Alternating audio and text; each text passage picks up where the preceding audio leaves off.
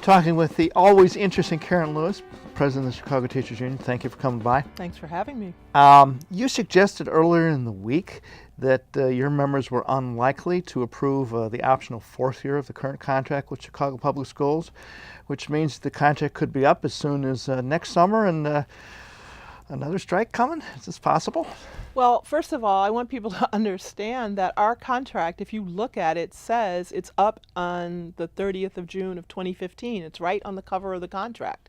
So I'm kind of confused about what people are talking about in terms of extensions. However, having had conversations with our members, and they will ultimately make this decision.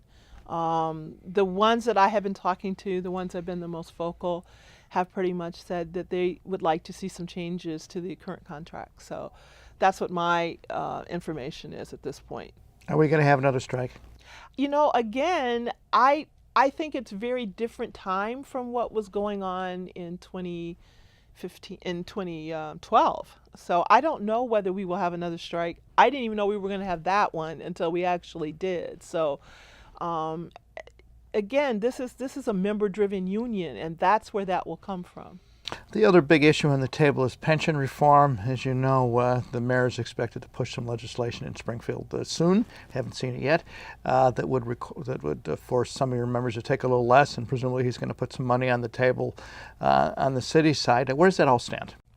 Well, right now we have been working with CPS to try to figure out how to come to some sort of agreement in which we can look at this three-legged stool of, because it's pretty complicated. I think people don't understand there's a variety of things on the table, because we're not only dealing with retirees, we're dealing with retiree health trust, and that is going to require a certain amount of bonding. That's going to require a revenue stream, and until we can get those things figured out, that's basically what we're looking at.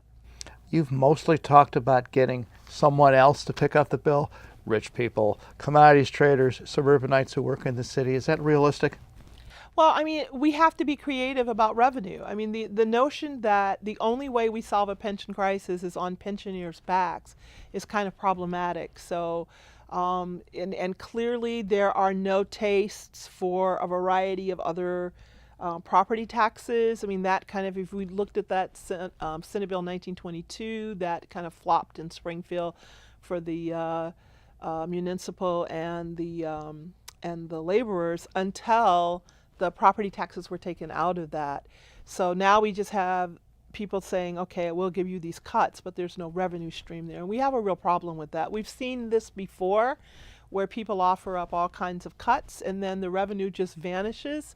So we want a real package here. Well, I understand that, but if I was a commodities broker working out of London, or I lived in Schaumburg and happened to have a job in downtown Chicago, why should I have to pay extra to pay for teacher pensions in Chicago? Well, it's not just teacher pensions in Chicago. The issue is that we have an issue in Chicago in which a lot of pensions are unfunded, as are the infrastructure that needs to be dealt with.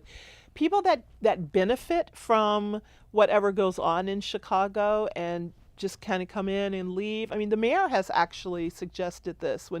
This was the mayor's suggestion that we thought sounded good, and we would agree with him on that. There's another pension bill on the governor's desk right now affecting two other funds for the city, laborers and municipal.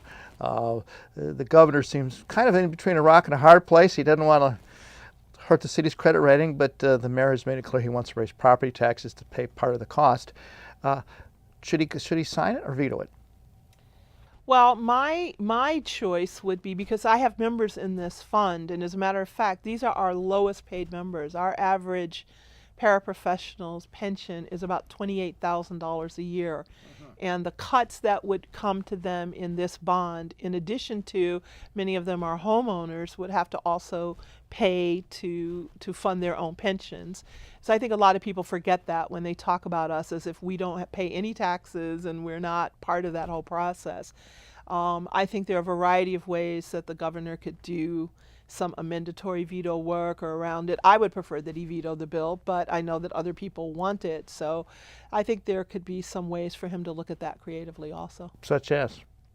Well, You know, you'd have to talk to my political director. We have a variety of things that we're talking about, and I just see that bill as particularly draconian, and I think it could be better done. So your advice to the governor now is don't sign it. That's what my advice would be. Last question. You were not terribly pleased when Mr. Quinn picked Paul Vallas, the former Chicago superintendent, to be his running mate. But CEO. He was never superintendent. Okay, You have to CEO. have certain credentials to be a All right, superintendent. all right, CEO. Okay. But I have a sneaking suspicion you're not enamored of Bruce Rauner, the Republican nominee. Where does that leave you in the union? Well, I think it's going to be a very interesting conversation that takes place in our PAC Ledge committee, because that's the committee that does the endorsement process.